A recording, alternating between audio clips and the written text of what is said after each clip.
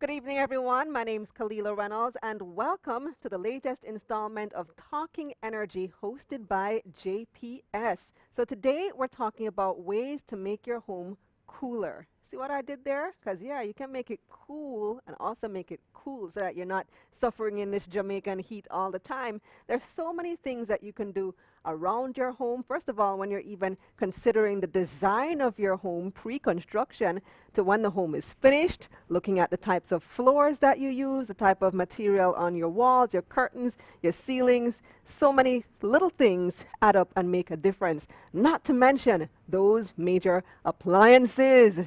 Your fridge burn enough energy, doesn't it? A whole lot of electricity in those big double door fridges. So we're going to be talking about that and a whole lot more, finding ways to save you money. I have a great panel with me this evening. Let me introduce them. First of all, we have Camille Douglas Stevenson. She is president of the Jamaican Institute of Architects. Wave to the camera, Camille. Ooh, she gave us the Queen's wave. Cecile Levy, the fabulous, is here. She's an interior designer, entrepreneur, and author. Yes, there she is. And joining us again this week is Arrington Case from JPS. He's the manager of Grid Interconnection. Arrington is back again. Yes, this is a great and exciting and beautiful panel. You ladies and gentlemen look lovely. Very stylish set as well. I love what they did with the design here. I don't know if Cecile had a hand in that this time. But not this time. Well, you have your fabrics in the corner, so yes, you added your flair. But we're going to start with the exterior of the home. So when we are in the design phase, for those of us who are fortunate to be able to design our own home, not everybody can, but if you do have the opportunity to build your own home, design it, what are some of the things, Camille, that we should be considering to make it more energy efficient? Well, thank you again for having me. One of the first things that you really need to be doing is, first off, get yourself a good, strong professional team. And that means getting yourself your licensed, registered architect that can practice in Jamaica. When you get this architect, one of the first things that they're going to do is they're going to take you out on site. You're going to look. They're going to determine what the site looks like, where your views are, where everything is on your site, your sun path diagrams. They'll look at traffic flow around your site. It's really a process that speaks to everything that will be involved in that design for your project. After you do that, then from getting through all of the site analysis, putting the data together, they'll do somewhat of a structuring and juggling around all the spaces that you and your architect would have, of course, determined upfront based on your scope, what you had in mind. You know, did you want 5 bedrooms? Are you a big family? Or do you want just a small home, just enough? Is this a forever home? This is where you'll always be? Or is this a home where it's really for you right now in your recently married or single life, so you intend to move on eventually? And do you plan to improve on the home? Are you going to improve So on the home? starting 2 bedroom, Yes. you're going to add an upstairs later. And add that's another the bedroom. benefit of working with your professional too, because your professional will be able to sit with you based on your budget. You know, we don't all have all of the budget once. We have to sit down, plan around the budget, think about, do I invest everything up front, or do I just do what I need immediately and then go forward in the future in a 2-year plan or a 3-year plan?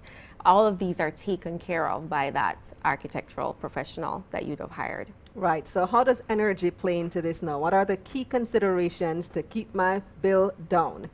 Well, if your architect has gone through the process with the site analysis, you'll know where your best views are, where your best placement of your windows are. So we'll be able to determine, do you have your big windows on this side of the building, whether it be the eastern side or the northern side of your building. You'll be able to determine what materials you're going to be using for your building based on the location. You know, certain materials work better in certain locations. Like, give me an example. For instance, here in Jamaica, our tendency is really to go to concrete, block, and steel. Right. That's what we know, and that's what we do all the time. But right now, there's so many innovative products out there. Some of them cost a little bit more, but the long-term benefits are what you're looking for. You have hempcrete, for example. Hempcrete? Yes, hempcrete. Is that hempcrete. exactly what it sounds like? Exactly what it sounds like. It comes from that very same plant. So they process it in a different way, and it actually is a very sound material when you use it for building, and it's quite resistant to the elements, and it's perfect for our environment. Another thing that you can start... Does that keep the home cooler? It does. Your home is going to be cooler, significantly cooler, because a part of, if you want to say, the drawback with doing typical reinforced concrete block and steel design is really that it insulates and it retains all of the heat. That's what it just naturally does. And in Jamaica, the one thing that we're trying to do is cool down. Right. We're not like the temperate climates. We're not up north where you have this massive snowstorm coming at you during the winter season, so you want to keep the heat. We more than likely predominantly want to get rid of the heat out of our house. Right, but we like concrete because hurricanes, we're very prone to those. Yes, they are a factor, but if your professionals are on board, they design based on those materials. We have even some other innovative systems. They're not new, they've been around for a number of years, such as the insulated concrete forms. And there have been studies now where they've looked at some of the Caribbean countries and even in Florida, where the homes that were utilizing those materials, and it's literally foam and concrete and steel put together in a sandwich. And after the storms, those houses were still standing. Other houses built from other materials were not. So it is durable. It is possible to build with other materials. Interesting. Yes. What about the roof? Because I know those Your concrete slab yes. roofs. Your roof is a big factor. In fact, your roof is one of the points on your house where you absorb the most heat, especially if you're living with a slab roof. And sometimes a slab roof is necessary. For whatever reason, during the design process, the best fit was really just a concrete slab roof. But how we finish that roof, how we deal with the waterproofing of that roof, that impacts how your roof will perform over time. And that's where we can go into other cool ideas, such as green roofs. You know, green roofs are... What's a green roof? Exactly what it sounds like. Green plant life on your roof. Oh, I thought you might paint it green. No, it literally is a green roof. Wow. And with your green roof, there are mostly two types of green roofs. There's the extensive and an intensive. Extensive roofs, you see them, they're the easiest to do. Usually it's much more lightweight, so people go towards them. But you can do an intensive roof, a green roof.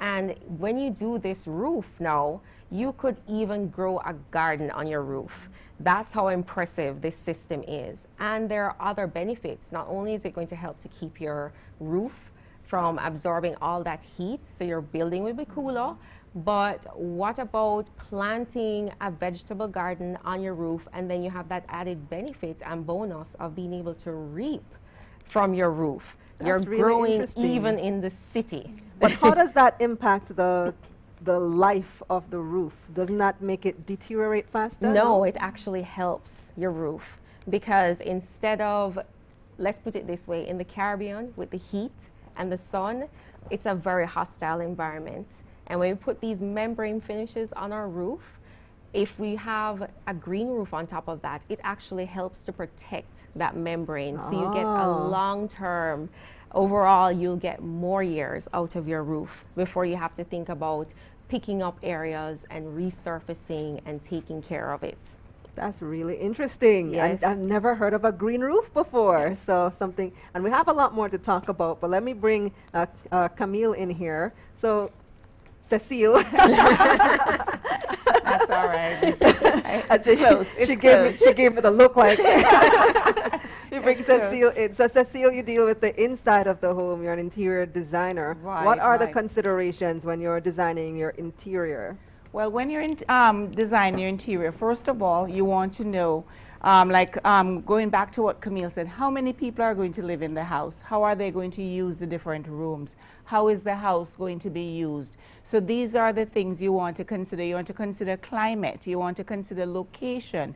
So there's a variety of things that you want to consider before you start planning or when you're planning.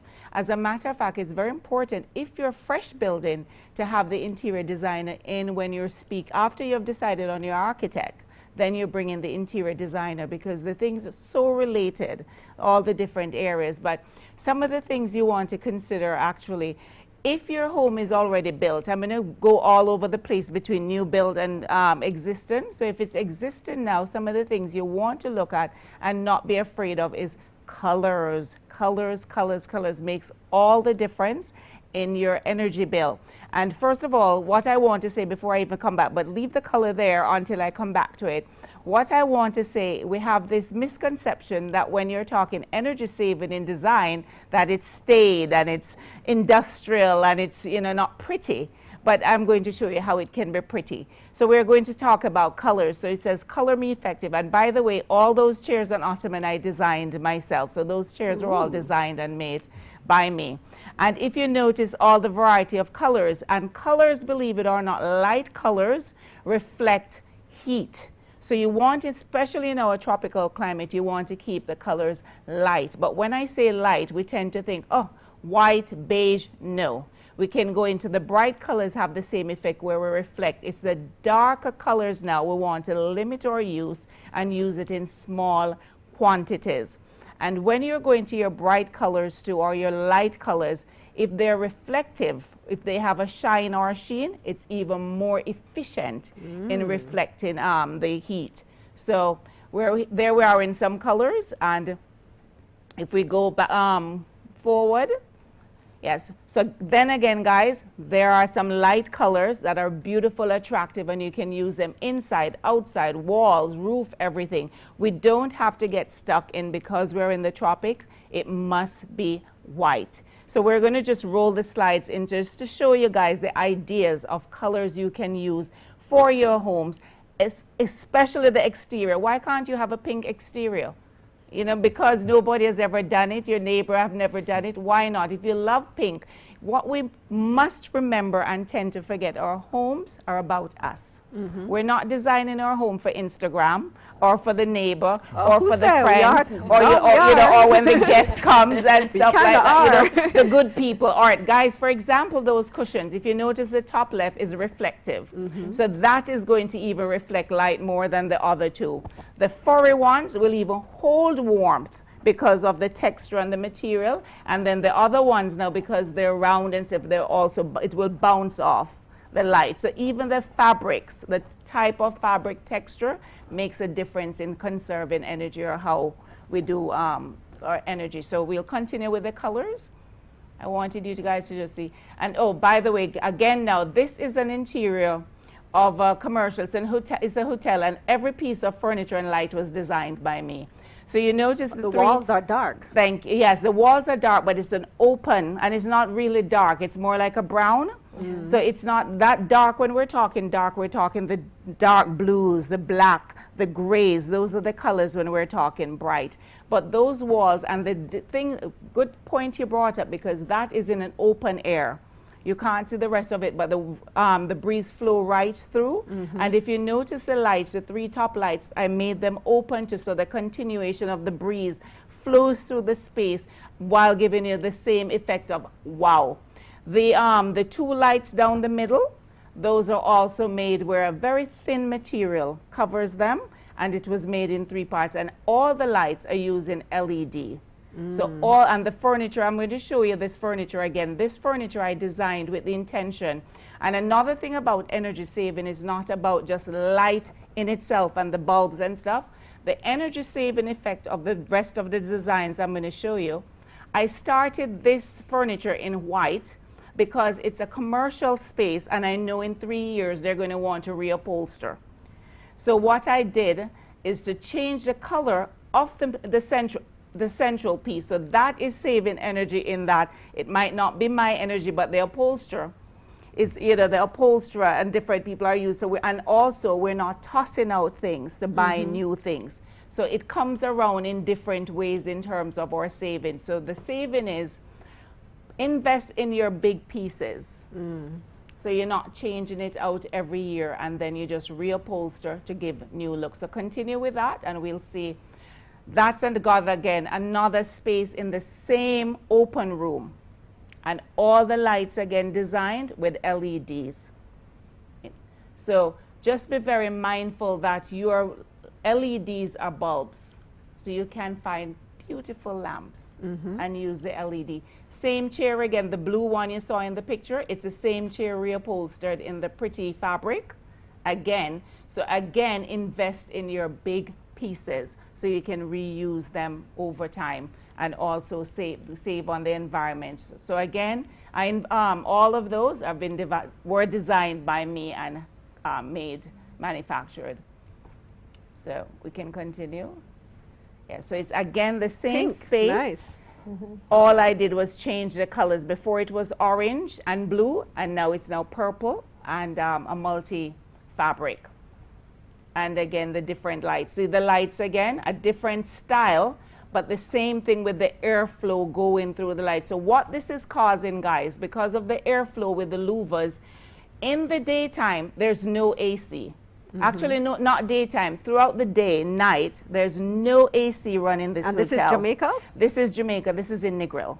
There's no AC turned on So because we have so you fans. get the sea breeze. Absolutely, and we have the fans, and because there's no blocking, like my light fixtures are not blocking the air, and if you look behind the light fixture, you have louvers going out to the outside again, continuing the flow, and then above it, you see where I have some glass, which is bringing in the sunlight again. So in the daytime, there's no lights turned on And in those this are wooden hotel lobby. louvers? Yes, those are all wooden louvers made here in Jamaica.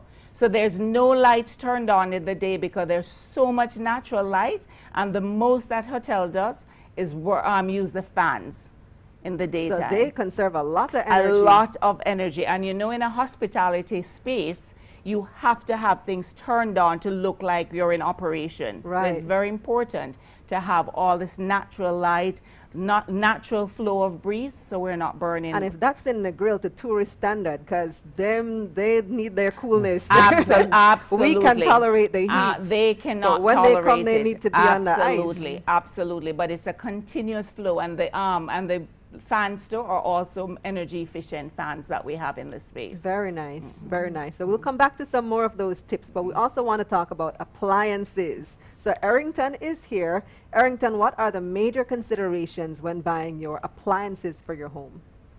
Okay, it's great to just hear the points raised by the other two panelists, because the first thing you want to do, you want to use all the natural resources you can, because the more natural resources you use, it's the less that you have to spend on appliances and on. So my first point is that maximize the use of all the natural resources, because you want to minimize the size, the quantity of appliances that you're buying, because your aim is trying to make that space comfortable. Whether it's at your home or in your business place, you want to make it comfortable, and the more natural resources you use, the less you are dependent on electricity. So we'll talk a little bit about appliances. So since we're talking about cooling, how cool the place is, air conditions. In event, well, first... Yes, that is an appliance. I didn't even think of it as an appliance. But yeah. Well, yes it is. And in most spaces today, persons are investing in air conditions. There's a lot of new technology on the market. There's a lot of persons investing in newer technology. And persons have been asking a lot of questions about which technology do we go with. I mean, I maybe have an old AC unit, and there are new units on the market with new features. What do I do? Is it worth the spend? And today I just did a random check, just checking the conventional air condition versus the new inverter type air conditions that are available on the market, and just checking, and for a 18,000 BTU AC, which is maybe average maybe a 20 by 10 space, you're looking at the traditional ACs were running maybe about $50-something thousand. the inverter ACs were running about 250 going up to Ooh. $300,000 Ouch. capital cost upfront. That's a big Now, difference. most persons in making a choice like that, in our tough economic Yeah. situation, will You quickly got the defer to buy the 50,000. 50,000 one, right? But your return on your investment is not just your capital cost upfront, which is what a lot of people fail to realize. The return on investment is the capital cost plus the operating cost over the lifetime of the piece of equipment that combines to give you what is the real value of the investment that I make. So let's match this out, because you know I'm a numbers person. Yes. All right, so how long does an AC unit typically last you? Like how many years would you have it? 10, 15 years. 10, it's 15 really years. the expected lifetime of an AC unit. Okay, right? so But if you make the spend on the inverter one, the more expensive one, after how much time will that pay for itself compared to the... let me just back up a little and just give you a little theory Okay. on how they both work, Sure. because that will really help you to understand what the choices are going to be. The traditional AC, it runs at maximum capacity for maybe about 20 minutes, and then for another 20 minutes it goes totally off. So even though the fans are there running, the unit itself actually cycles on and off. Maximum capacity, then it goes on, off for the same period of time, and then it comes back on. Based on the settings and the temperature, it determines when it comes back on and off. So it is pretty much running full blast and then resting, full blast and then resting. The amount of work it has to do is what determines how long it rests for. So all of the things you guys mentioned before, whether you're using traditional or the new one, if you are keeping that environment properly insulated so that the heat is not coming in that fast and the place is not getting too hot too fast, it's the longer that unit rests for. And so how it cycles depends on how well insulated the place is. And if it cycles less, if it rests for a longer period of time, it means that you're spending less for electricity. Okay? Cycling with anything that is cooling, it happens with your refrigerator. If you're familiar with the older type refrigerator, it cycle much louder. You'll hear when that boom, it comes on and you hear that hum and it goes off. So that's just a general principle of how refrigerators work. But the refrigerators and AC, and I'll use them interchangeably because cooling technology, the technology is pretty much the same in both refrigeration and in air conditioning. But the new inverter technology now, which a lot of persons are talking about, a lot of people are going to, how it works. Just like the traditional, it comes on max and it cools the space. But unlike the traditional one, which goes totally off, what it does after the space is cooled, it continually regulates that temperature. So it doesn't go totally off, and it keeps the temperature steady consistently for the So it's entire like cruise control. It's like cruise control. So it has what's called a variable speed compressor in it that just adjusts and it tracks that temperature. So it doesn't go totally off, but what it is doing, it's actually running maybe about 25% to 50% in that range of the full capacity. So that's where you get your real saving, because for the entire period that it is left on, it doesn't go back to that full capacity again. Oh. So over time, what you have is, if you're using it extensively, say for like 8 to 10 hours, and using it for that long period of time, over time, you will realize between 25 to 30 and up to 50% saving over time. Versus the traditional Versus the one. traditional one. But here is a catch with it. You have to know what is your usage pattern like. If you're using it only for like 2-3 hours a day, say you're somebody who goes to work and you're just cooling off for 2-3 hours in the evening, it's not the choice for you, because the real saving has to do with the hours of use. The longer the hours of use, the better the saving is for you. So if you're in an office space and you're using that for 8 hours or more per day, then you will quickly see that it pay back for itself within 3 years. It will pay back for itself, and after that, you're starting to see the savings. But if you are not using it for extensive period of time, you're going to be paying that high capital cost up front.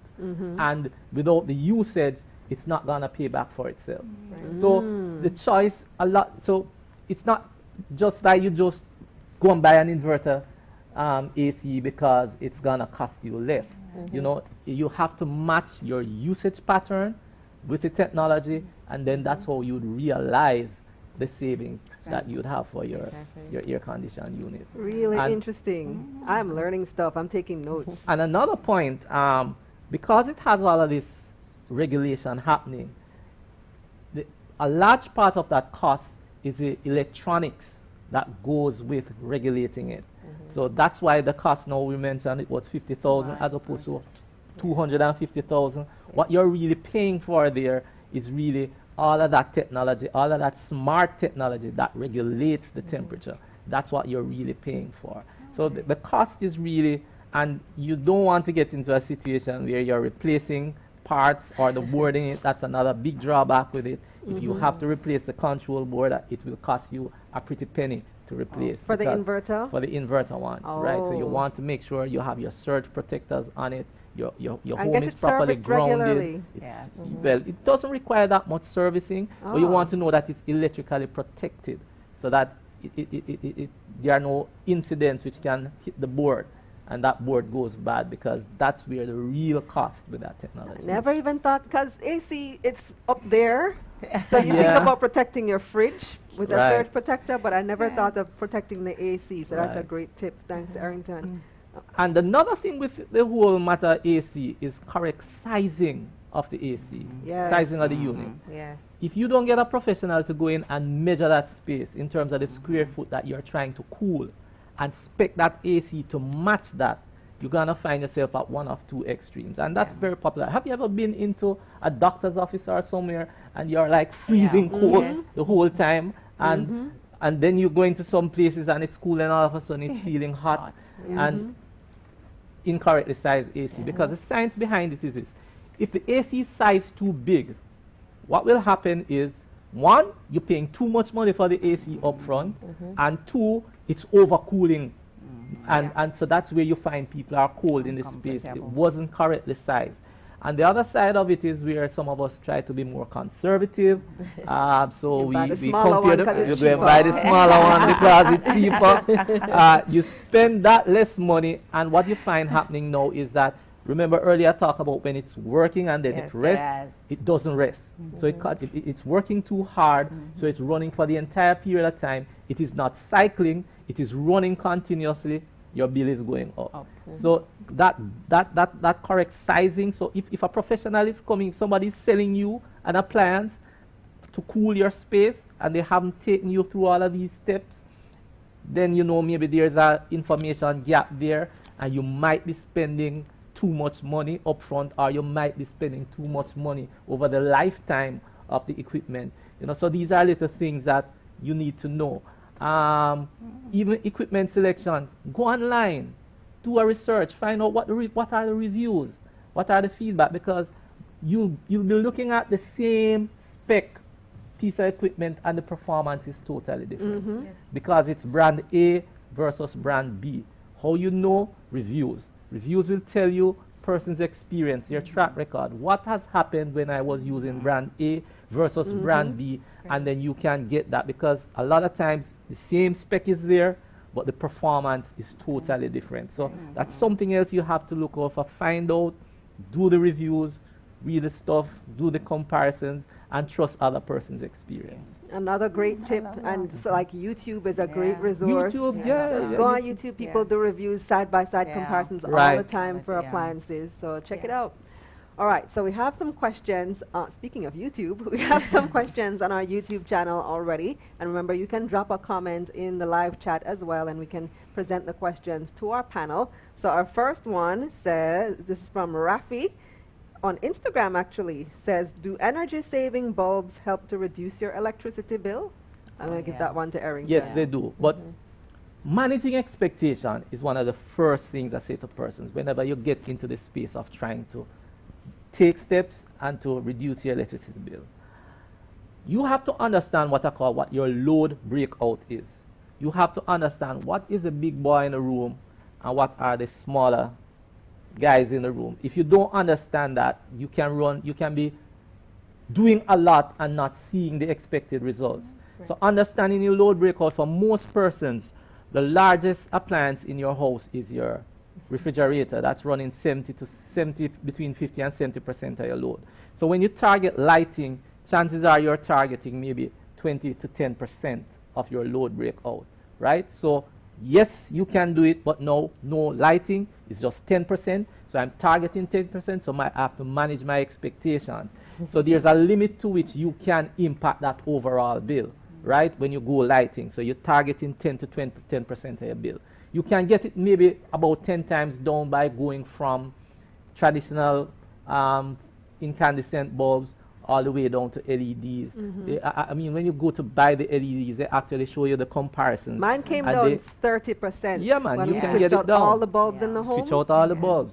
My Switch light out- bill fell yeah, man, 30%, switch out all which is the- incredible. Right, right. And they do put it on their packaging, and they'll tell you this is the equivalent of, Yes. and you see Yeah, maybe the 5 wattage, bulbs yeah. beside 1 bulb, so you know when you're replacing, you're Right. actually bringing it down by But that they are more number. expensive, so it's the same consideration. It's the same and consideration, but Right. it pays back for itself very Exactly. quickly. Yes. I mean, I remember initially when they just came in with, and we saw the prices, a lot of persons were like, no, they They're went not so back. expensive anymore. But no, right, they're not so They're coming expensive down. anymore, and persons, the public is now quite educated. I don't think anybody is selling the old filament bulbs Yeah. anymore. You're right, Yeah, I haven't everybody, seen them in a Yeah. long time. no, Yes. they aren't around. People have wised up. Yeah. And you they're know. cool. You can do so many things with them. You can Yeah. do Yes, the you different can. colors. You Yes. can connect them to the Alexa device. Yes. Yeah. Yes. So it is an opportunity, but manage that expectation. Right. So understanding your breakout, now we can maybe talk about refrigerators later, you know, but the biggest investment in your home is actually your refrigerator as it relates to energy use. All right. Let's come back to refrigerator Yes. later. Yes, indeed. I want to give this one to Camille. Somebody says, I live in Portmore. Am I a lost cause with my slab roof, or is there some way to get a cooler home? It's never a lost cause. It really isn't. There are so many options, and what you would have to do, or I would recommend to this person, is that they start again with the professionals. There are companies, roofing companies, that will come out to your home. They'll look at your home, assess your slab roof.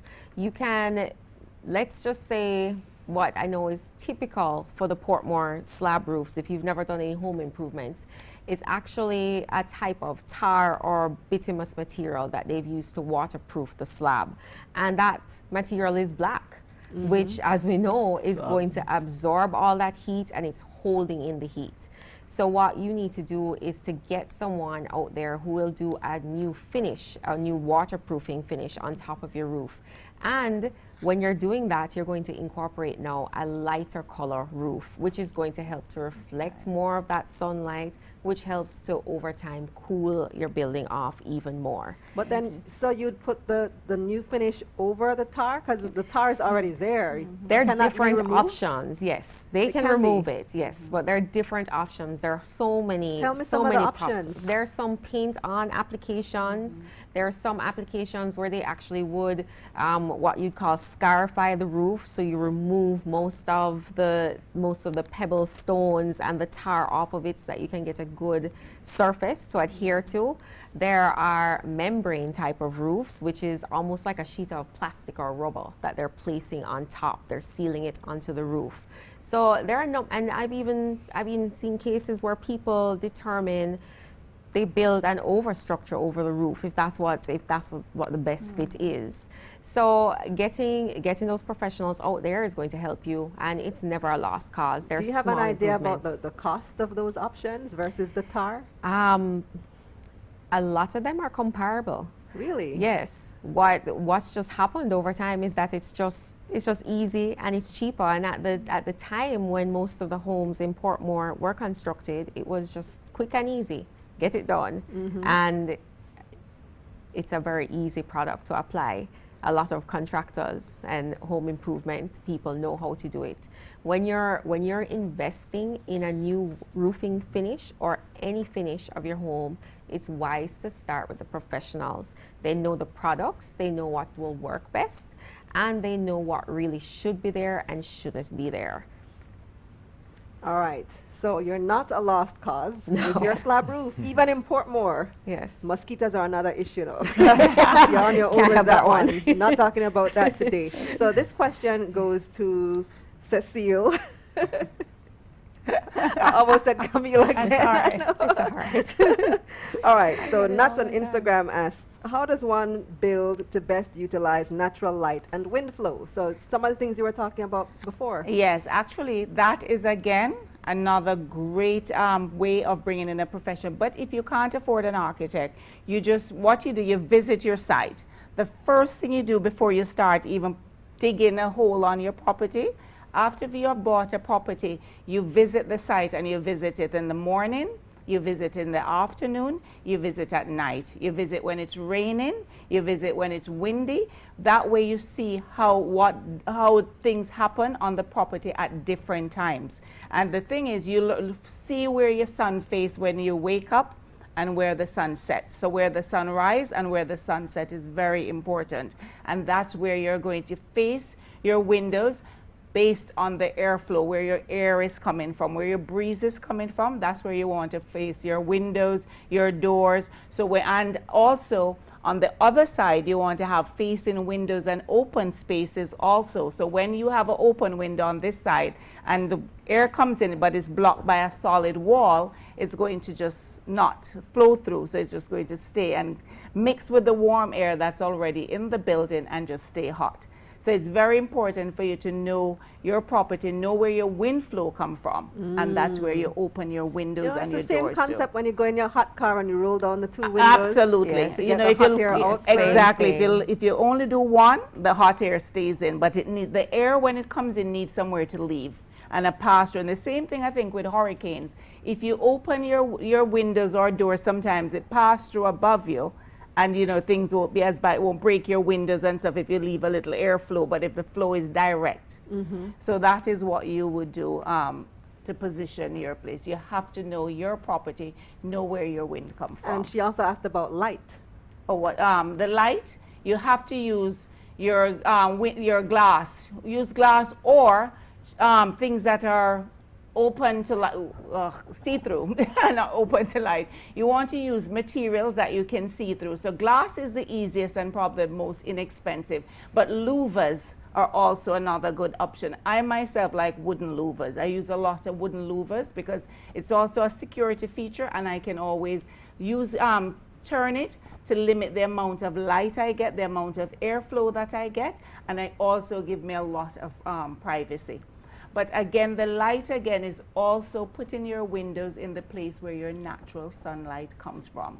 I think the sun rises in the east and sets in the west. Right. So that's what you do. You position your windows for your rise in the east and your sunset in the west. And that's how you'll get your daytime light to utilize that natural light. So you don't have to turn on the I don't want to say faux light. You don't want to turn on lights until about in the evening when it's really dark everywhere. Like this picture, you see those big natural windows, so it's all light. They wouldn't have to turn on lights anytime soon until it gets really dark. And that's what you really want to do with your new build. You want to use as much natural free light. Because they're that's in a what high rise, natural they is. can do that. Yes, it's free. No, if you're not in a high rise, what you do, that's when your curtains would come in. Right. So you would use your shares or you'd use your blinds or things like that to kind of minimize how much heat comes in. Because as much as the sunlight is our friend and we want the natural light, it can also, because it comes in with heat. So those are the things we would do now to balance and to monitor how much sunlight you're getting and how much heat. And there are things you can do. You know, I don't want to go ahead of myself with the fans or, you know, the But curtains. what if you live in a townhouse or an apartment where you have very few windows? If you have very few windows in a townhouse and an apartment, don't rent it. Ask for your money back. I mean, we're in the tropics, for Christ's sake. Yes, that's another thing. These tiny little windows with these concrete structures. I mean, we live in the tropics. We need to utilize. And one of our problems is we tend to build like we're in North America. And we're not. We're in a tropical country with free light, free air, which we tend to put these little boxes, close it up, AC. And if you're living in a townhouse, are you talking for light or for wind? All right, let me go back again. I'm a chatterbox. If you live in a townhouse and your light is limited, mirrors. Mirrors, and reflective surfaces. Because if you have a tiny little room, and I have some pictures coming up, but don't rush to find them. We'll come across them in the order. You just put your mirrors in strategic corners. So if you have one little window with light, you want to face your mirror so that light bounces into the mirror and bounce back into the rest of the room. Shiny surface, tiles that are shiny, all of that again reflect light and bounces back. So that's what you want to do. You want to put as much light that is bouncing all over the places. So look at this floor. You notice that versus the gray?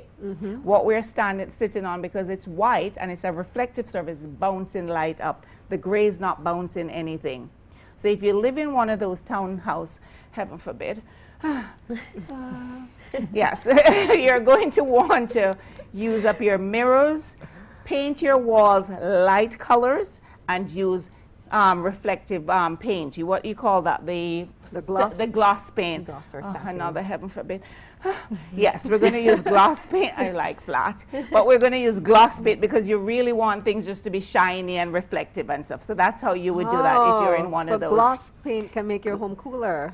Absolutely, it's reflecting the light. Yes, it will. It will reflect more light than the flat paint because it's really light is really just bouncing. That's what light colors do. It really absorb light and just really bounce it all over the place. Where the darker colors just let it sit. In other those words. are two great tips: mirrors and gloss paint. See, I thought gloss paint was just for people like me with kids. Like to mark up the wall. It's easier to really clean. it's for those unfortunate souls in that townhouse.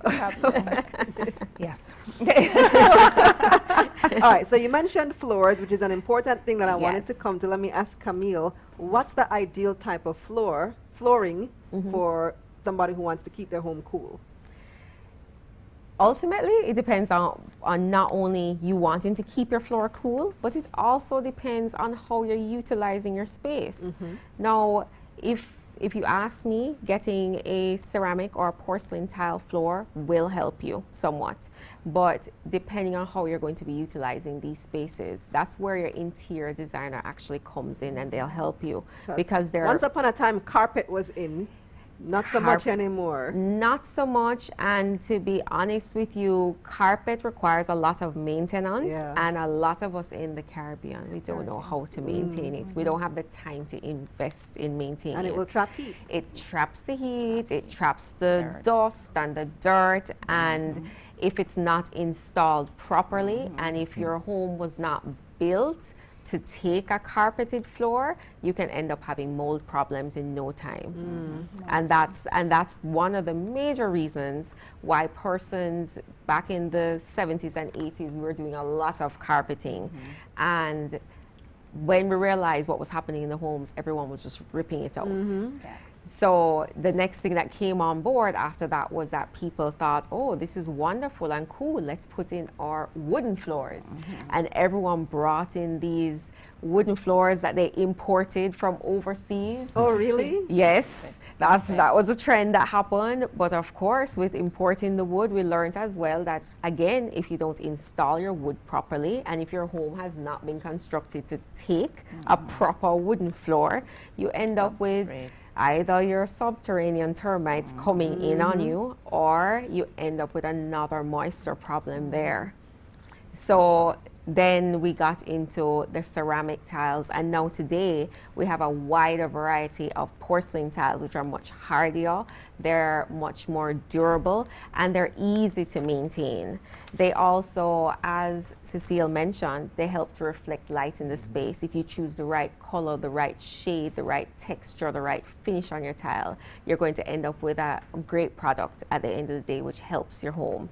And if you're someone who still wants that little soft touch, you can look again to your interior designer. Your interior designer will help you make some selections with some area rugs.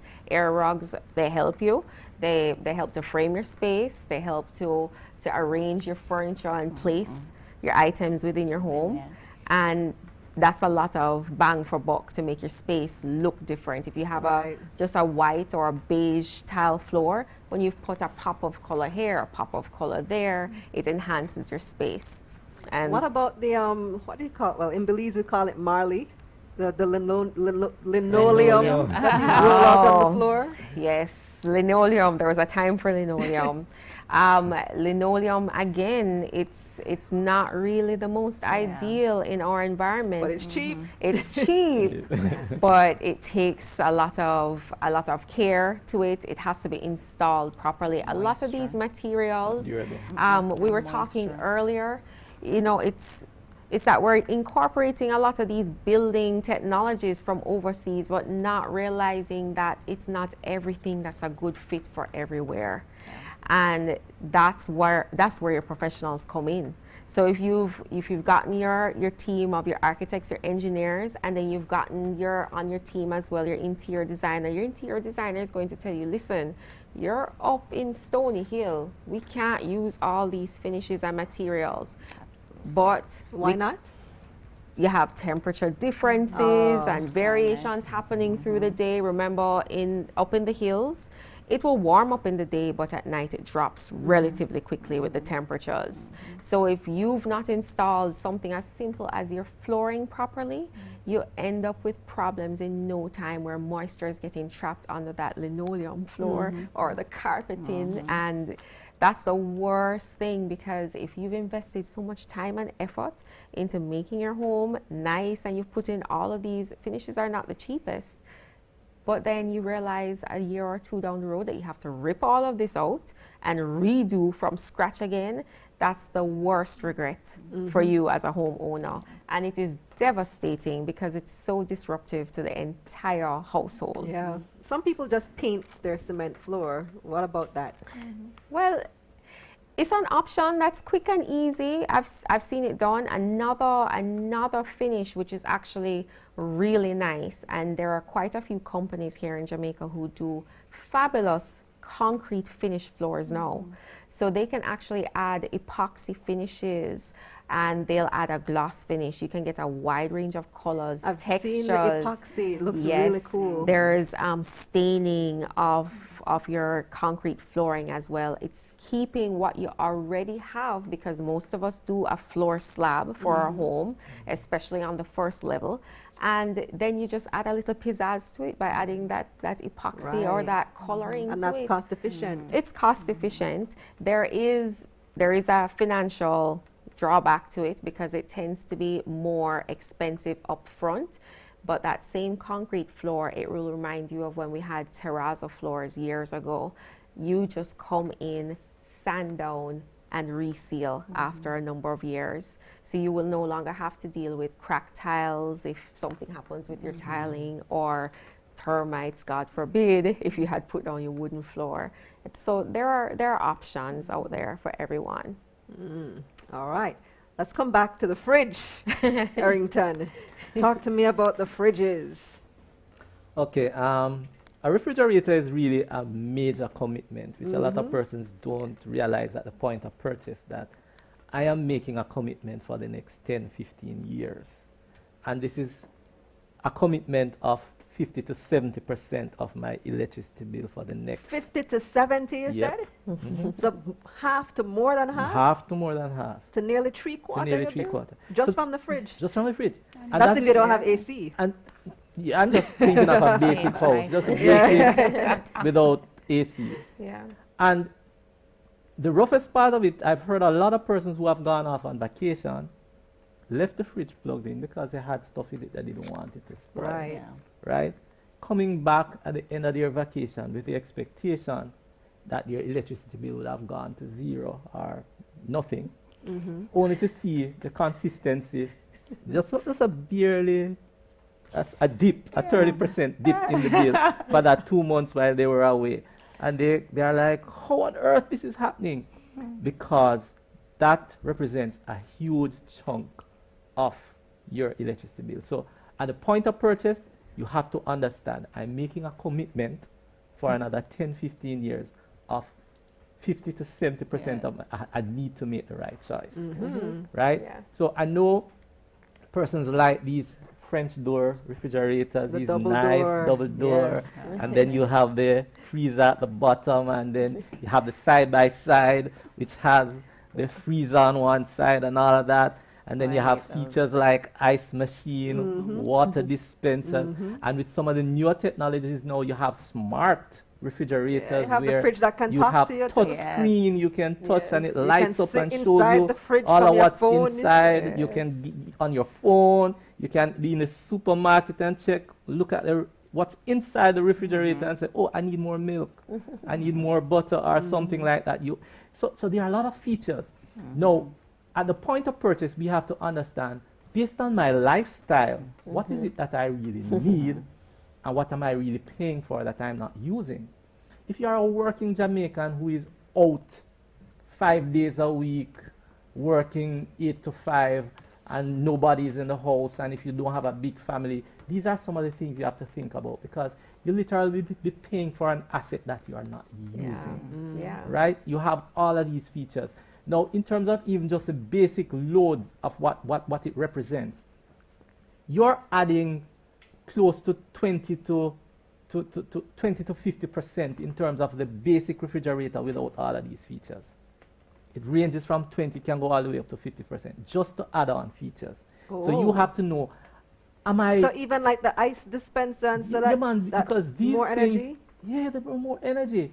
So the ice dispenser, the water dispenser, all of these other features that as you add features, you're adding electronics, you're adding some form of motor, you're adding something that is using electricity. Whereas the basic refrigerator, without all of these, so it's a lifestyle choice, and can you afford it? You know, I know it looks good. The French door, man, that thing looks really. You walk into a house and you see those French doors. I mean, a lot of persons don't even think about the cost. They just know, I like that, I'm buying that this Christmas. Yes. Okay? Good. But Have to have it. apart from the capital cost, and it is even more costly because you pay a lot more. I mean, you're looking at $300, $400, Yes. $500,000. But you know us Jamaicans. Yes. I mean, Have to have the it. neighbor has it, Yes. I gotta have Have it, to have right? it. And so we think in the moment, but we don't think, look, it's a commitment for the next 10 years. Am I able to afford that difference in the margin? So there's the nameplate information there. There are Energy Star information in the stores. Do your comparison. Look at the basic one versus the one with all the features. Look at the kilowatt hour differences. And we can do quick calculations to know if you can. Because if you work out quickly on your electricity bill, just look at your usage, look at the total dollar amount, and just do a straight division. Any kilowatt hours you get, you multiply it by that number, whatever that rate is for that particular month. And you can quickly get an idea, okay, this says it's using 4,000 kilowatt hours or 400 kilowatt hours or 300 kilowatt hours a month. Can I afford this? You know, so these are I would some never of the... think to look for the kilowatt. So that comes in the manual? Where is A lot that? of times, you know, when It's you go actually to, on the fridge? to the On the store, fridge, you yeah. see a little yellow Yeah. It'll sticker stick on up. it, and it will tell you How many how kilowatt many hours kilowatt you're hours using? for the month. Yeah. You know, and you can quickly do a computation, and you can quickly know this is what it will cost me every month. Can I afford it? And then there may be that other not so cute refrigerator, just the regular standard one, and you may see a way smaller number on it. That's a choice you are making at the point of purchase. But a lot of persons don't think about that at that time. Nope. It's at the end of the month. When Bill the is light bill coming, comes. that when Yes. people start saying, ouch. JPS gets a call. I remember even once, and I'll talk a little more about refrigerator, but I remember even once somebody came to me and they had maybe about a 9 cubic foot regular refrigerator, and they said they wanted to change it out. And I recommended, you know, inverter technology is something that you should consider. You know, so they went and they bought maybe, I think it was maybe about a 16 cubic foot inverter. So much refrigerator. bigger. Aha. So now you're swapping out the technology, but you know how we are. So we bought a bigger fridge. So whatever benefit you'd have gotten from the technology change, it went because you went big. You know? So it cost you because they thought the bill would have gone You know we down. get the cussing. You know we get the cussing. Right? And again, I was reading and I saw where they say a 22 cubic foot, which is that nice big one. I mean, it is designed for a family, a minimum size of 6. And That's most true. persons, single persons, I know a lot of single persons who have it in their home. I know a lot of couples who family is, so what And you then do, half the time it's empty. they're not there, empty, they're not yeah. in the house. So Yeah. you have this ice dispenser, this water dispenser, all of these features here just eating away at electricity. And nobody is using it. If you're using it, you're going to the gym, you're going to need to carry the ice, you have the kids going out for sports, they need the ice, they're coming in to drink it. If you're using it, fine, because you're getting the benefit from it. But a lot of times it's sitting there locked up. And so these are some of the things we have to think about.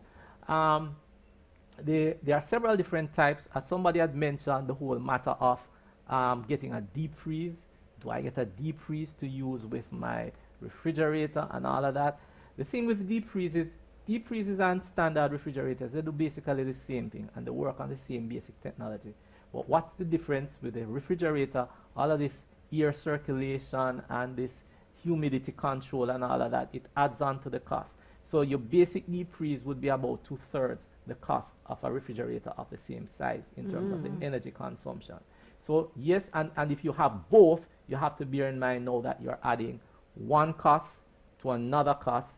So even though the deep freeze may be 2/3, it doesn't work by itself because Right. it keeps everything frozen. Right. So you still will still have need a deep- fridge. So you have to make the choice. Yeah. Do I need to get something with a larger size freezer section. compartment, and with a refrigerator, and still I'd have one cost instead of having two costs? Yeah. So these are some of the lifestyle choices that we have to make, and we have to all just bear in mind, can I afford the technology? I mean, the technologies are there, and I tell you, there are cool features out there. I mean, when you see them, you're like, wow. Yeah. But I can tell you, it comes at a cost. And you can easily check the difference when you go and you look at that Energy Star rating and you see the kilowatt hours on it, and you can make the comparisons and you can make that choice. Deep freeze, they work very well also because when you open the door, because hot air rises, cold air sinks, so when you open the door, most of that cold air stays in there. If you're using an upright freezer door, the two-side one, once you open the door, all of that hot air is going in. And so it's cute, the two-side one with the upright doors, but it's really better if you have the sliding drawers at the bottom or the one with the freezer at the top, where you can, where you have a little bit better control over the air exchange. So these are some of the things you have to take into consideration when you're choosing your refrigerator. Absolutely. All right, so we have quite a few more questions from our viewers, so let's go to them right now. And this one comes from Anonymous on Instagram, I think. And this one would be for Camille. I'm not sure if this is what you were referring to earlier. This person says, I've heard of sunroofs for homes. Is this practical in our setting? What's a sunroof?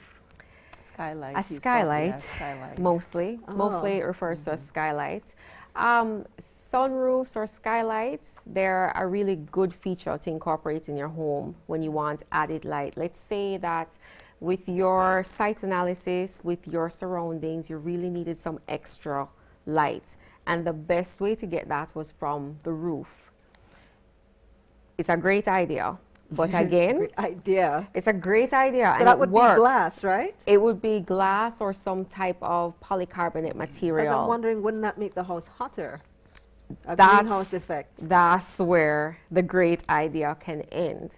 Because now you have to look at the angle and the location on the roof. You can't just open up and put this nice big skylight on your roof anywhere, because remember, certain faces of a building will get more heat throughout the day at a certain time, and it can actually defeat the purpose. So I got my energy bill down because I didn't have to turn on the lights in the room, but my AC has to be running twice as much because I'm trying to cool down all of this heat that's coming in. The other factor that we have to be concerned with in the Caribbean especially is that we must seal around any opening properly.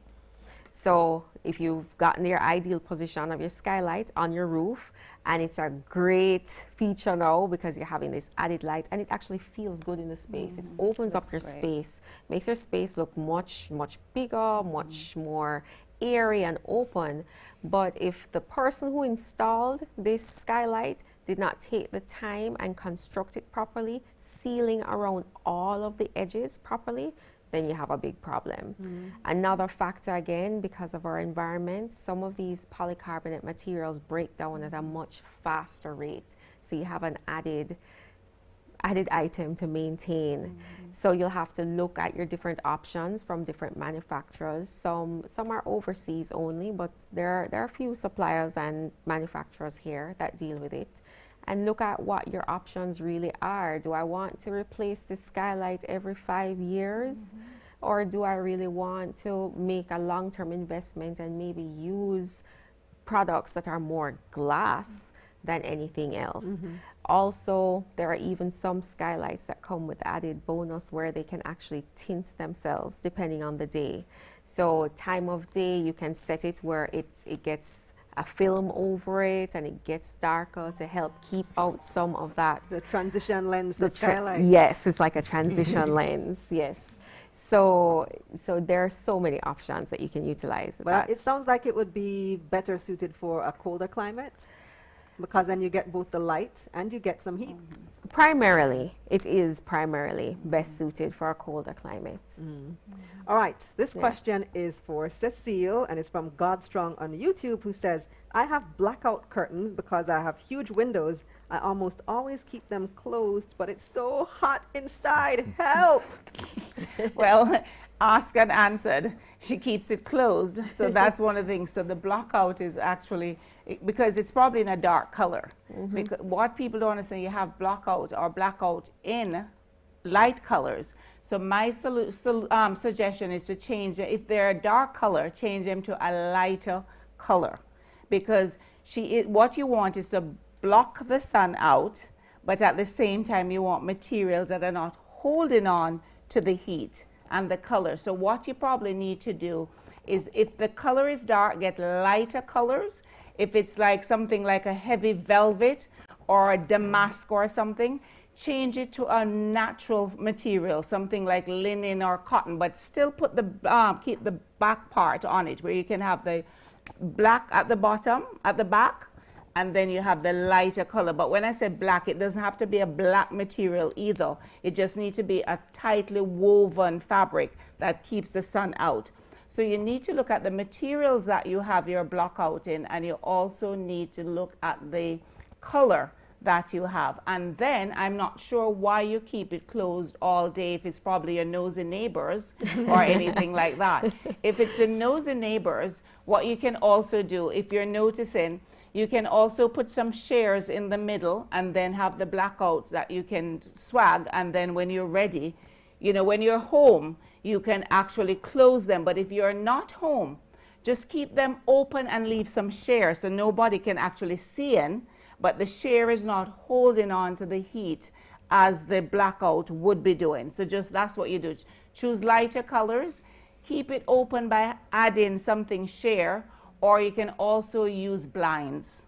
Blinds is also another option in light colors, and that would not hold on to, especially if it's not metal. If it's a wood or the fall-looking wood, you can use blinds that you get the effect of closing out the nosy neighbors and also closing out a lot of the sunlight. And the thing with the blinds, you can manage how much light you get in by how you tilt it and how you turn it. So that way you'd get both.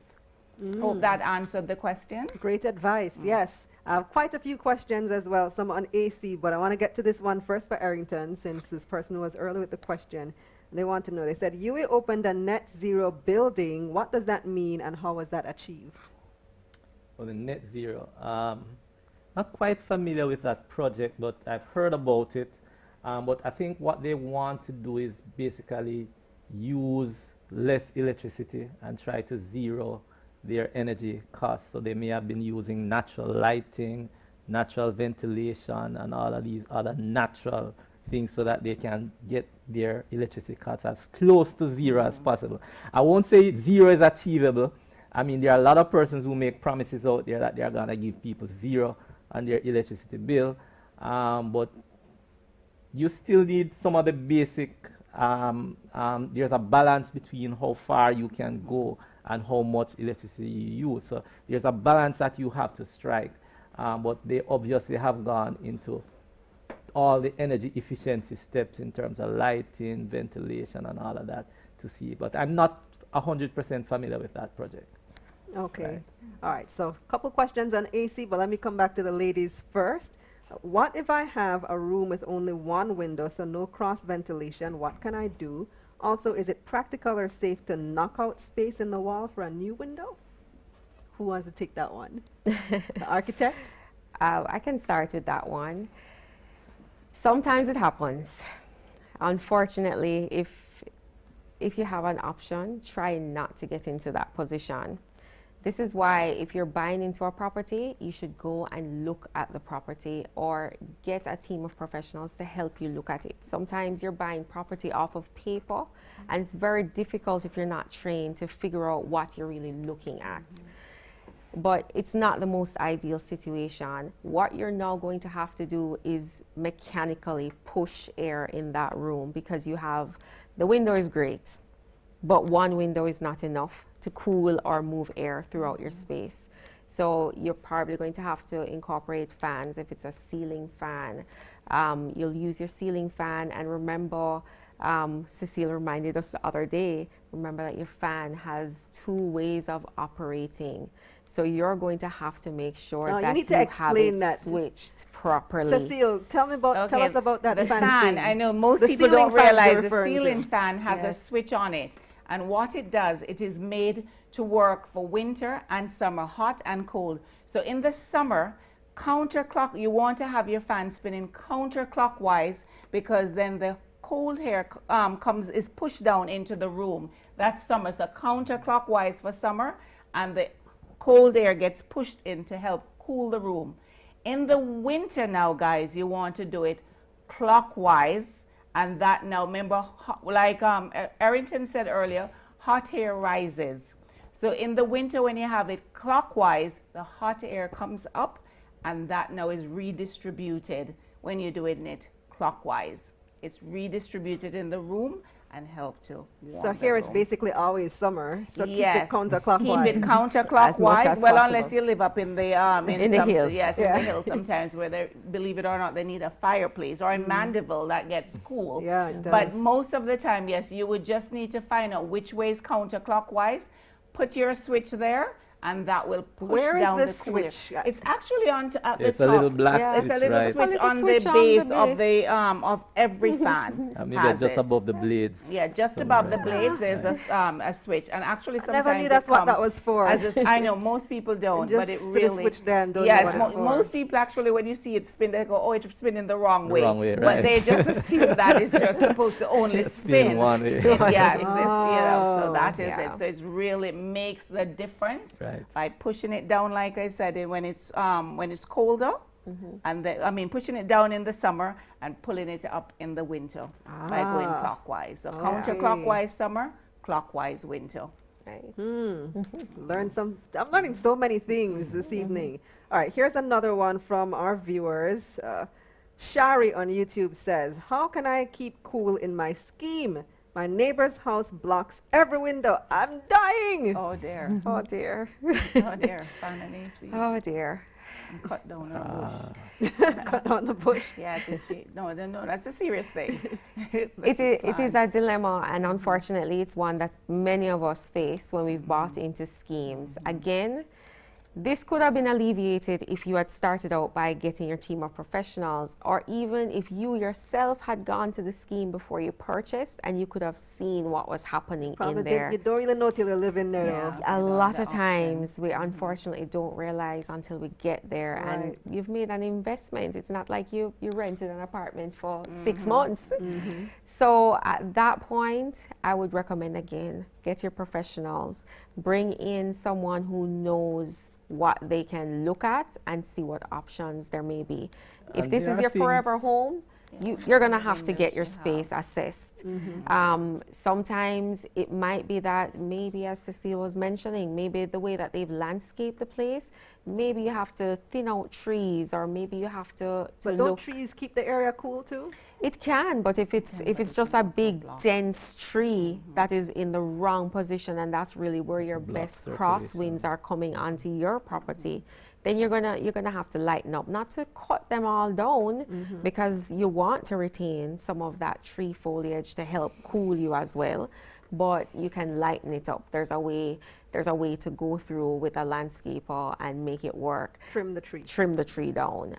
Also, a lot of times, unfortunately, we decide that we're going to landscape our property after we've purchased, and there's a professional who knows best what's going to grow best, what's going to be suited here. It's not every plant that you want to put in every location around your house.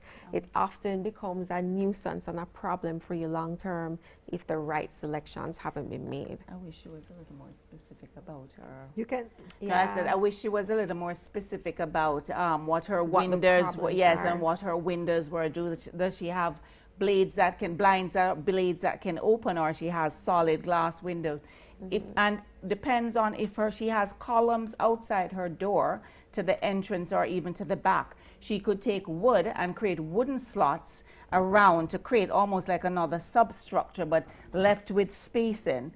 So she used that as her security instead of using burglar bars, or if she prefer bars, she could now build slots or something to protect herself, so she can close that off for security and then open the main doors front and back, so some air will circulate. So I'm not sure. And then her fans is what now will also move that air to come from entrance to the back of the house. Hopefully her front door almost faces the back. So the door, so I wish I knew a little more, but that's one of the things she could do, is probably just create on her veranda, enclose that for security purposes. Then she can open her door and then some air can flow throughout. So it's not, everything is not sealed at the point where she's in the room. Right. You had wanted to add something, Arrington? Or you lost the point? Well, no, I was just thinking in most of these areas, foam insulation.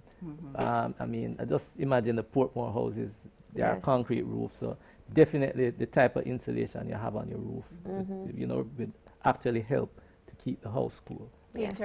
Paint her roof. If she can paint her roof, paint it in a reflective white. Surface, right. And they actually do have roof paints. So that's would probably be one of her least expensive and quickest and easiest. You just get some reflective paint made for the roof, so it can take the rain and it's not going to peel, and just paint her roof white, and it will make a difference. And then on the ceiling on inside too, make sure that's a nice light color also. And then use her fans in the counterclockwise position.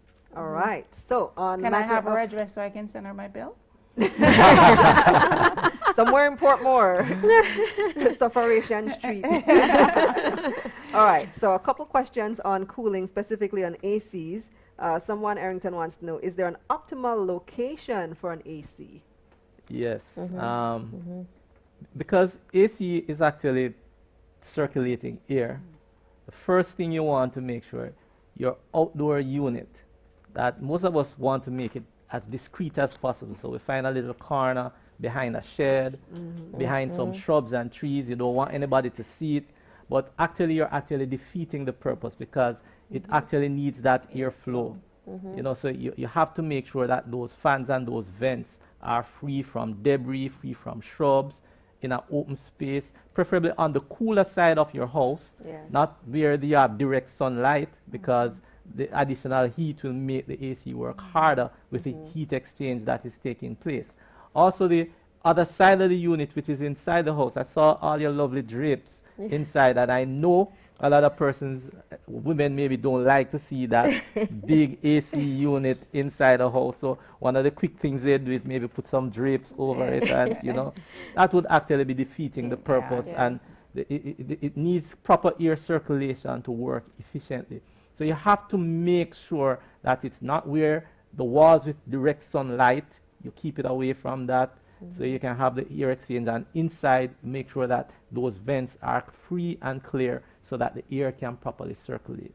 Should you put it high or low? I heard someone say one time, somebody told me that if you put your AC closer to the ground, it's something about circulate the air. You could explain. Again, it's air circulation. Just imagine all your furniture, everything is at ground level. At a higher level, there's less impedance for the there are less things blocking the circulation, and so you get better circulation at a higher level. If you put it on the ground, then you have everything, you won't get that free circulation of air. Again, you want to have that free circulation of air in the space so that you can keep that temperature. I remember the principle too. Hot air rises, and cold air falls. Right. So I think that was the reasoning behind the person saying put it low. No, It- because you want it high, so the you cool want air it can to- come down So you- on you. Yeah. Right. You want the Okay. air to move. I think they were saying you cool down the hot air up there. So I don't know, some reasoning I was hearing once upon a time about AC. Yeah. There's another question on AC. Actually, it's about fans. This person is asking, is there a special type of fan that I could buy to save energy? I can't afford an AC, so my fan is never off. There are several type of fans on the market. Again, there's a traditional ceiling fan, which I believe it cools a much wider space. If you like, if it's in your living room, if you're like in Portmore where you're actually using the fan for both cooling and mosquitoes, then you may want the more direct facing fan, which is like on you, and it's actually, so it's based on your application. As you were saying, there were some nice spaces like in lobbies, nice, big and open, and they have these huge fans, Big ass Yes. fan. right, as that they well. can put in Yes. those Yeah. spaces. Very and tongue No, in that's the cheek. name of it. That's big, the name. Yeah, big ass fan. Yes, literally. That's it, yes. Right, so Yes. it's based on your application, I would say. And again, I can't help saying, look at the energy rating, look at the nameplate, look at what it's consuming, because it may be nice and big and it may look nice in your living room, but when you turn that on based on the size of the motor that's on it, it's really driving your electricity bill crazy, when really you could use a smaller fan and put it directly on you. So again, you have to want to, what is it that I want to do? Do I want to cool the entire space, or am I trying just to be comfortable for myself? Yes. I mean, if you want to be comfortable for yourself, get the smaller fans that are directly on you. If you want to cool the entire space, the occupancy is such that you don't want to have too many small fans, then you'd use a bigger ceiling fan that's now doing the job for the entire room. Right. And she can go to a reputable dealer and make sure that you turn it on, stand under it before you buy Right. it, and just And feel feel. feel the breeze and see if you're actually being cooled standing under it, because the same thing is going to happen at home. Or if it's a standing fan. Right, Right. right. And if Exactly. it's a ceiling fan, just go to the stores, let them turn it on for you. And Usually they experience it. have samples out anyway, Right. and you just stand and experience it. And usually they have a bigger space, and if it's cooling you in that bigger space, chances are in your smaller space Right. it will probably cool you. Right. All right. Well, just to let our viewers know that we have about 13 minutes left in this production. So if you have a question, now is the time to ask it. And we do have some more questions to go through. So if you want to get your question in, put it now, because we're soon done. All right. So here's another question for, I think this is probably for Camille. Are awnings overrated for cooling the home? They're not. They actually serve a big purpose. And if your awning is on the right side of the home, meaning a lot of times it's that western evening sun that you're trying to block out, or that southern sunlight that you're trying to block out, it can greatly reduce the heat load inside your building, because you've just managed to take the sun off of your building. You're still getting your light inside, but all that direct sunlight and heat gain is reduced in your space. So a lot of people, when they had verandas, they would then get someone to come in and put a nice awning around, made the veranda nice and cool and much more comfortable, and made it so it was a usable space. I just want to add, our colonial past, they had these wraparound verandas. Yes. And if Yes. you go to southern USA and you see most of these older Yes. colonial homes, Yes. they have these wraparound. And what they basically are doing is keeping the direct sunlight off Off the the building. So main before building. we had air Ah. condition, if you notice, the verandas are going right around the house. Yes. And what that is pretty much like an awning right around your house, and the direct sunlight is kept off the interior of the house Yeah. to make the house So comfortable. See, that a means the living veranda room. hot? The veranda, it's not Airflow. it's air flowing out there Airflow. because Right. it's And you put a open. fan or You something. might have a screen if you live in Yeah. Portmore, especially. You And they want would the have screen their for the hand mosquito. fan to just move the air around. It's so elegant and fabulous. Right. Exactly, on the veranda. But that's another thing for us. The problem is we live in the tropics. We live in 90 degrees, but we live as if we live in North America. Yes. So we lock up and we tighten up and we Right. close up, and we're not opening our homes for the natural free light. Let me say it again, free light, free breeze, free air. Another advantage, and I'm glad you brought up the veranda, is we have yard spaces, and even if it's just a little this, spend more time outside. Create a nice little outdoor setting with your Right. chair and your thing, and you eat out there, especially on a weekend. Come outside, eat out there. You know, enjoy out there. Read outside instead of being inside, turning on lights. You know, that kind of thing. So we need, and turning on AC. You don't need to go inside sometimes until you're ready for bed. Yeah. And, you know, don't forget, I don't want to put JPS out of business, but utilize candles, but safely. Your home sweet home lamp, I love them. Anybody has any? I'm looking for more. Your home sweet home lamps and things that create ambiance. So set up in the evenings. I eat a lot outside, and it even have a fancy name, al fresco. So if you don't want to go and say to people, I had dinner outside, you can say, I had dinner al fresco, darling. And you set up your lovely table, and you put your lamp, you put your candles, and you have dinner, you invite people over. So we need to stop living like we live in North America, where we have these Damascus 10 layers of drapes, and then we're tightening up in these little windows that we can't see out of, and actually enjoy the fact that North Americans will kill to have what we have. The British came here and had a cup of tea. And have the cup On of the- tea, darling. And so we need to really, we don't want JPS out of business, but we just want to have more money to be fabulous. So we really want to just keep more of our money by just utilizing the natural, God-given sunlight and breeze. And in Jamaica, we call it sea breeze. As a matter of fact, anybody have been feeling the Christmas breeze? Yes. Yes. How Yes. lovely would it be in the evening to go home and set up dinner outside, Yeah, right. candles with the Christmas breeze? Great. Yes. Win-win for, not for JPS, but for us. And that's why JPS is having this. Believe it or not, they want us to conserve. We They're want the you to ones having conserve. this conversation. We want you to And conserve. I was shocked Right. when Winsome Right. Column called me. I'm like, so you guys really want people to have lower bills? Who knew? So they really want you to conserve. They really want to take the stress Yes. of spending US dollars to buy oils. Right. So we really need to now in turn do our part. And it's fabulous to live that way. And then tired of the Absolutely. cussing too. And they're I'm tired tired of of the curtains. cussing. I'm sure. Yes, I Yes. contribute some of it too. Absolutely. All right, so Yes. we have time for a few more questions. Supreme says, my AC has an inverter and my bills are still sky high. What's the deal with that? Well, there's a lot. One, is it sized correctly? That's maybe the first thing I'd like to know, because if it's not sized correctly, it would be just trying to fight the whole time and stay up there. Another thing is the reduction will not be more than about, say, 30% when you go to inverter. And the other part of it is, are you using it for the hours?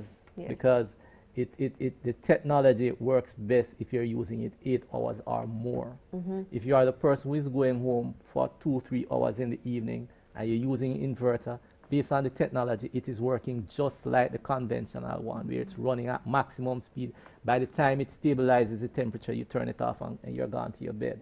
The person who benefits from it, like in the US, where people are running ACs in the summer for hours on end, the technology works best for them. Right.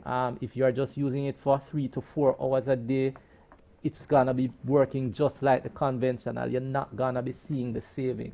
And unfortunately, at the point of purchase, the persons who are selling you the technology should be telling you how best to use the technology. Unfortunately, a lot of persons just want to sell the product. So they don't talk to the client to find out what is your lifestyle. Is this product going to give you the saving that you are expecting? Because the word on the street is, oh, inverter, it's cheaper.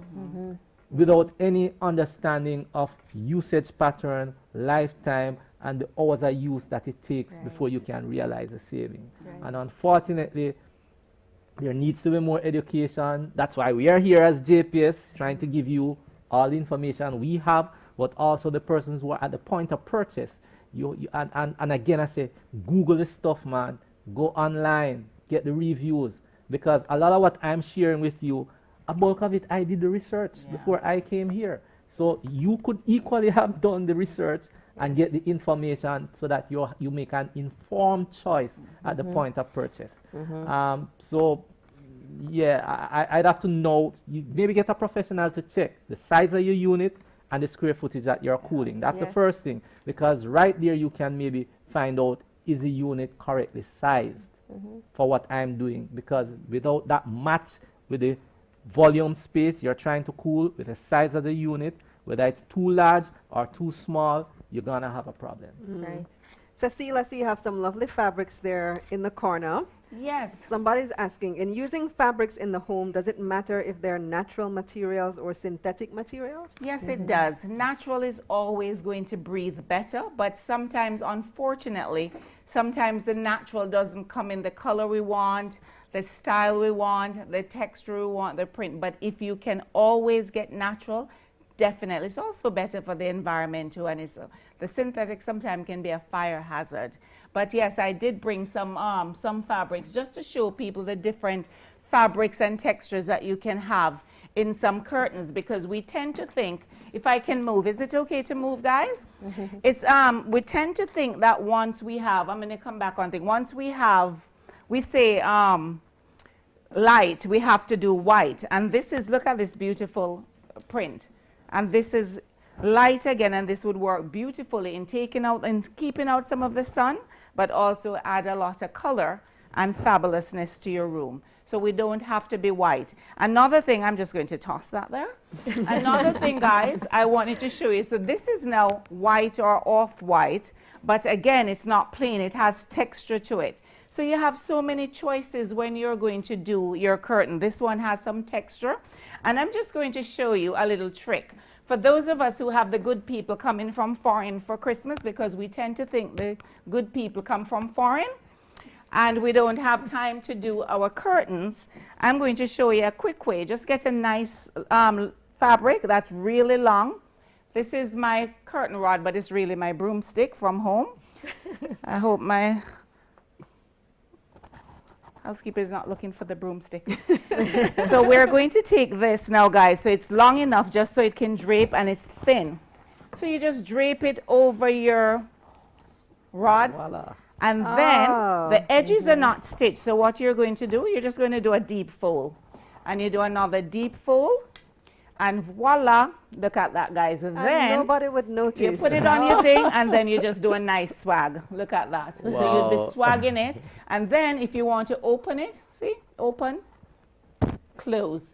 And you have your curtain. If you want further down to make sure it doesn't embarrass you and it fall down and then your best friend talk about you, you can pin it right here to just ensure that it doesn't fall off. But look at this, guys, simple. Beautiful. Very So, simple. and then when they're gone, the good people have left, which is really should be us.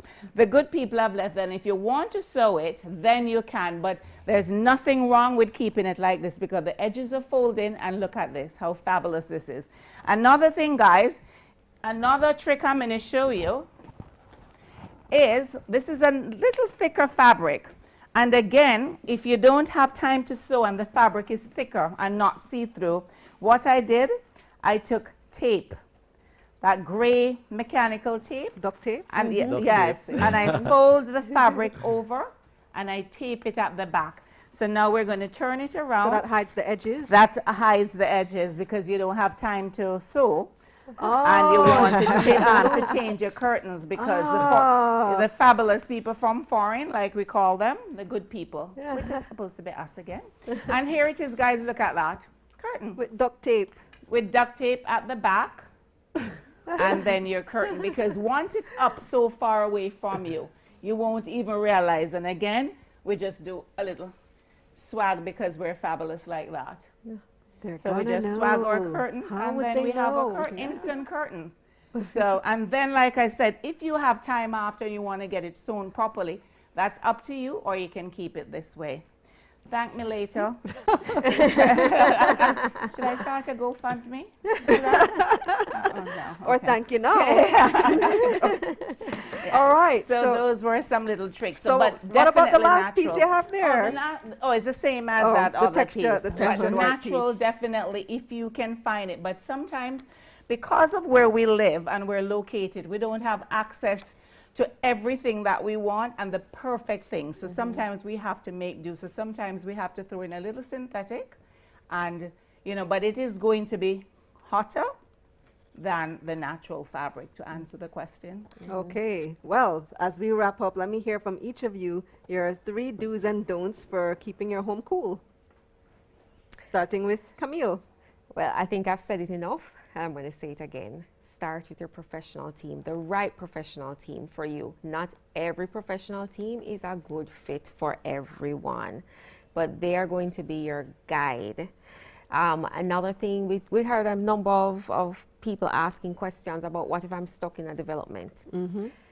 If you're not building a standalone home and you have to do a development with a team of people where you're going to buy what the developer has provided, grab those same professionals. Grab your architect or grab your interior designer or grab an engineer.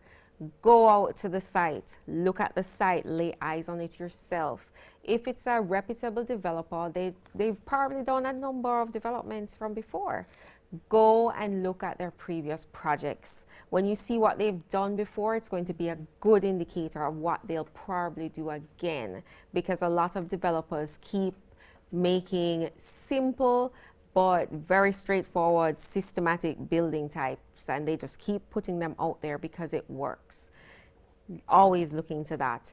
Make sure if you're going to be buying your property, as we said before, visit that site, visit it in the morning, visit it in the evening, because everything changes on site throughout the day, and that's going to be a good indicator of what happens there. In high school, we read this book, A House for Mr. Bizwas. Yeah. If you remember Mr. Bizwas, when he finally bought his house, he never went to the house in the daytime. Yeah. And when he bought into the house, previous owners gone, he found out that the house was horrible. So it's your investment, and the biggest thing is to have this regret. Most of us, for our lifetime, will only have one major home purchase. Some of us will be lucky enough to have a couple, but the vast majority of us have only one opportunity, and you want to make sure that it's going to fit your needs, fit your budget, fit your lifestyle, and you want to make sure that it's something that you're going to be happy, content, and proud to be a part of. Wonderful. Cecile? Well, I am a tropical. I love open air. So every morning I wake up, the first thing I do, I open every door, every window in my home. So that's one of the ways I keep cool.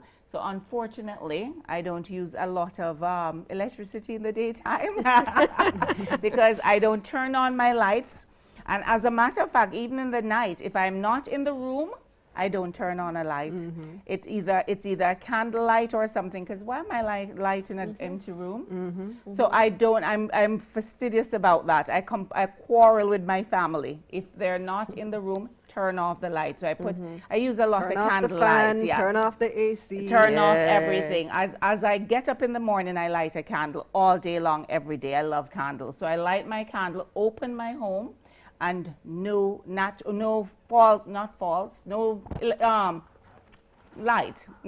or things is turned on until I'm going to bed at night or we're closed up. Another thing I'm going to remind everyone to do, Arrington said about your refrigerator being 70%.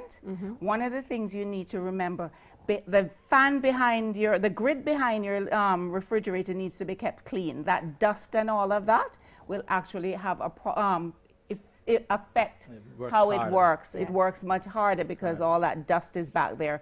And your placement of your refrigerator, try not to have it against your hot stove. That is also another way of keeping much cooler and have your efficiencies, things being efficient.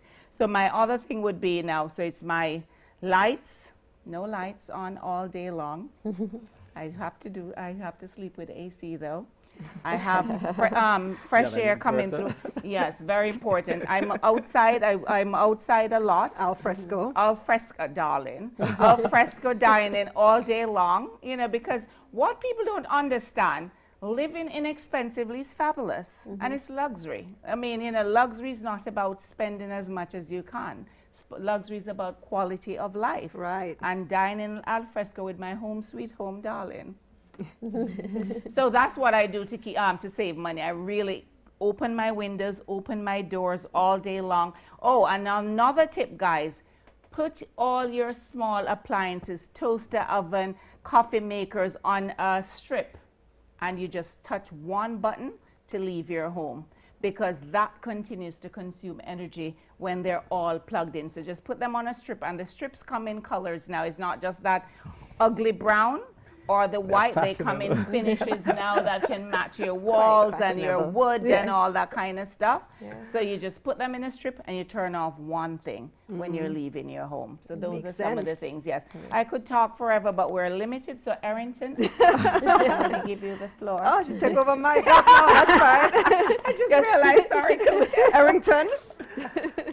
I'd say one, get good advice when you're buying equipment. Correctly sized, especially for air conditions, the big boys, which are, and the refrigerator. Make sure you're buying the right size. ACs, measure your space. Make sure the professional is doing that calculation to match the space you're trying to cool with the unit. Otherwise, we heard it on the call. You spend the money and you still, you're in a worse position. You're spending more, and that's one of the most painful things to hear. People, they are actually trying to make an effort, and they don't get the professional support to help them. Do referrals, go and check the specs, go online, do comparisons, check reviews. Reviews are great. It's a great way to inform yourself as to, am I making the right choice? Am I not making the right choice? As it relates to your usage of anything which has to do with cooling, air circulation is a very important part of it. As she said, you don't want to be blocking vents, you don't want to be blocking the evaporators or the condensers where the fans are blowing, where things are, you don't want it to be blocked up. Yeah, there's so many other points. Let me see if I can remember one more tip to give you. We can look at lighting, use up as much natural resources as possible. She had some good ideas which would eliminate the use of electricity. Use natural lighting, use natural airflow where possible. I mean, you sometimes you may even have to modify your house, because having been in your house, you may realize, wait, what the breeze is coming from this way instead of that way. You know, the cost to maybe make that, add that additional window or that modification, it may just eliminate you buying and making a purchase just to be comfortable. The aim is to be comfortable in your space with as little cost as possible. So, yeah, Mr. Steele is itching to give us one more. Well, I just thought of one more, and I'm wondering if those viewers who are saying that they were suffering from heat, do you have a lot of cushions on your sofas in your space? Because all of that is trapping heat, all the thing. And guys, plastic flowers, plastic flowers, guys, trap heat. Really? Yes, all that plastic. So that's a no-no? Yes, natural flowers is giving you oxygen too, so it's keeping the air moving. But the plastic flowers, unless you're using them for the mosquitoes swatting or swatting flies, they have no place in your home, guys. But if they're shiny, they reflect light. No, darling. Well, they're not breathing. Plastic flowers. They're not breathing. They're not breathing. But guys, no. Can't be friends. But on a serious note, guys, the plastic flowers, especially if you have big bunches of it, remember it's not natural, so it's not allowing the air to circulate and flow. It's trapping it actually. So that's probably one of the things. Those guys that are saying their house is hot, look how much cushions you have, and if you have an abundance of plastic flowers. Even the whole plant, not just the flowers. And the big plants, yes. the plants and all of that. And I'd encourage our listeners, it's now cool, it's Christmas, summer is coming, you're making investments, plan from now for summer. The seasonality of where we live, it's a reality. So the summer months are gonna be hotter, you know. So and a lot of time we're spending in Christmas. So think ahead, you know. Plan for when the time gets hotter. Don't wait until summer. We know it's gonna get hotter. The fridge is going to work harder. The AC is going to work harder in the summer. Make the plans. Take all the steps. All the tips that we are giving you today. Yeah. Yes. Great advice. This was a really, really rich discussion. I appreciate having you all here. Arrington, Camille, Cecile. Well, I think I jinxed myself at the beginning because before we started, I said, I hope I don't get your names mixed up, and exactly what happened. Arrington, Cecile, Camille, thank you so much for joining us. To those of you who watched us on YouTube and Instagram, we appreciate your presence. I hope that you learned as much as I did today, because I sure learned a lot. And of course, stay tuned for the next episode of Talking Energy. Follow at MyJPS Online on Instagram and subscribe to their YouTube channel. Same name, at MyJPS Online, so you can get the notifications when they have another Talking Energy webinar. I'm Kalila Reynolds. It was my pleasure being your host this evening. I'll see you again next time. Kalila, you're so good.